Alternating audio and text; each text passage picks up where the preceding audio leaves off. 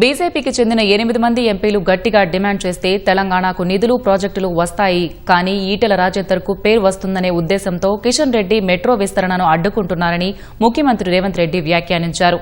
ఢిల్లీలో మీడియా ప్రతినిధులతో CM chit-chat చేశారు. మరిన్ని వివరాలు మా ప్రతినిధి తిరుపాల్ని అడిగి తెలుసుకుందాం. తిరుపాల్, చెప్పండి, మీడియా ప్రతినిధుల చిట్చాట్లో సీఎం ఏం వ్యాఖ్యలు చేశారు, ఆ వివరాలేంటి? ఢిల్లీలో ముఖ్యమంత్రి రేవంత్ రెడ్డి దాదాపు గంట పాటు మీడియా ప్రతినిధులతో ఇష్టాగోష్ఠిగా మాట్లాడారు. ఇందులో 6 అంశాలను ప్రధానంగా ప్రస్తావించారు. ఒకటి, కిషన్ రెడ్డి ప్రాజెక్టులో తెలంగాణకు రావాల్సిన ప్రాజెక్టుల విషయంలో కిషన్ రెడ్డి ఏ విధంగా వివరిస్తున్నాడు అన్నది. రెండోది, తెలంగాణపై కేంద్రం వైఖరి అంటే కేంద్రం వివక్షత చూపుతుందని చెప్పేసి 3 పవన్ కళ్యాణ్ అంశము. 4 హైడ్రా హిట్లర్ సంబంధించిన వ్యాఖ్యలకు సంబంధించిన వివాదము. 5 వచ్చేసి క్యాబినెట్ విస్తరణ సంబంధించి, 6 వచ్చేసి మీనాక్షి నటరాజన్ వ్యవహారం. ఈ 6 అంశాలకు సంబంధించి ముఖ్యమంత్రి రేవంత్ రెడ్డి ప్రస్తావన చేశారు.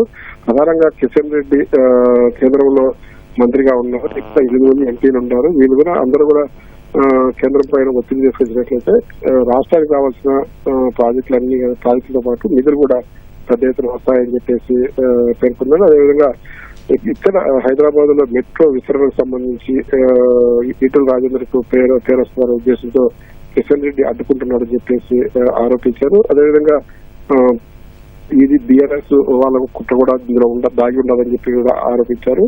మిగిలిన హైదరాబాద్ రింగ్ రోడ్డు కావచ్చు, లేకపోతే కాళేశ్వరం ప్రాజెక్టుకు సంబంధించిన 1500 ఎకరాలు డ్రైల్యాండ్ మహారాష్ట్ర నుంచి ఇప్పించే విషయాలు కావచ్చు, వీటన్నిటి మీద కూడా కిషన్ రెడ్డి జోక్యం చేసుకుంటే ఇవన్నీ కూడా రాష్ట్రానికి మేలు చేకూరుతుంది, రాష్ట్రానికి ప్రయోజనం చేకూర్చే ప్రాజెక్టులు అన్ని కూడా మంజూరు అయితే అదేవిధంగా నిధులు కూడా పెద్ద ఎత్తున వచ్చే అవకాశం ఉండాలని చెప్పి కూడా ముఖ్యమంత్రి అభిప్రాయపడ్డాడు. అదేవిధంగా తెలంగాణ పైన కేంద్ర ప్రభుత్వం పూర్తిగా వివక్ష చూపిస్తోంది. కేంద్రానికి రాష్ట్రాలకు మధ్య ఉన్న ఇచ్చిపుచ్చుకునే ధోరణి కూడా సక్రమంగా ప్రదర్శించలేదని చెప్పేసి కూడా ఆందోళన వ్యక్తం చేశారు. ప్రధాని మోడీయే తను దగ్గర తీసుకొని కౌగిలించుకున్నారు, కానీ తాను మాత్రం దగ్గరికి వెళ్ళలేదని చెప్పేసి వివరణ ఇచ్చారంటే నిన్న ప్రధానమంత్రిని కలిసినప్పుడు చోటు చేసుకున్న పరిణామాన్ని మీడియాకు వివరించే ప్రయత్నం చేశారు.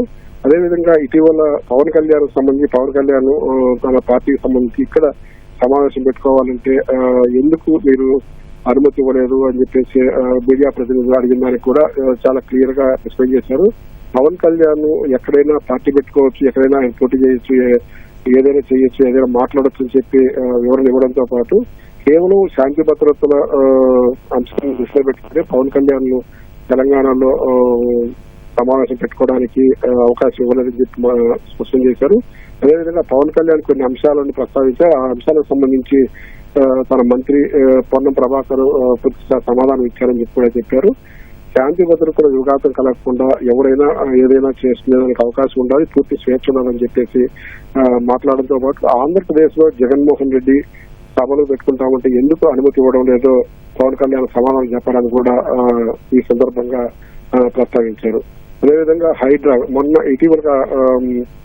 ఇటీవల బెంగళూరులో కాంక్లేవ్ లో జరిగే సమావేశంలో హిట్లర్ ప్రస్తావన తీసుకొస్తారు. ఆ హిట్లర్ ప్రస్తావన పెద్ద ఎత్తున భూమిరామైంది. అది ఒక వివాదాస్పదమైన అంశంగా మీడియా పెద్ద ఎత్తున ప్రచారం చేసింది. దీని మీద పూర్తిగా వివరణ ఇచ్చారు. హైడ్రా అనే పదాన్ని హిట్లర్ దగ్గర నుంచి వచ్చిందని మాత్రమే చెప్పాను, నా మాటలను నా వ్యాఖ్యలను పూర్తిగా మీడియా కావాలని వక్రీకరించిందని చెప్పేసి కూడా దీని మీద వివరణ ఇచ్చారు. అదేవిధంగా క్యాబినెట్ విస్తరణ, ఈవేళ రాహుల్ గాంధీని ముఖ్యమంత్రి కలిసిన సందర్భంగా క్యాబినెట్ విస్తరణకు సంబంధించి ఎలాంటి చర్చ రాలేదు. తన కాకుండా మరో 17 మంది మాత్రమే మంత్రివర్గంలో ఉండేదానికి అవకాశం ఉండాలి. దానికి సంబంధించి తన దగ్గర ఉన్న ఎమ్మెల్యేలు అందరూ కూడా మంత్రివర్గంలో చోటు దక్కించడానికి అందరూ కూడా అర్హులే అని చెప్పేసి స్పష్టం చేశారు. ఇక చివరి అంశం తీసుకుంటే గత 2 రోజులుగా జాతీయ అంశంగా ఉన్న అంశంలో మీనాక్షి నటరాజన్ రాజ్యసభ నామినేషన్ తిరస్కరణకు సంబంధించి దేశవ్యాప్తంగా కూడా దీనికి చర్చనీయాంశమైంది.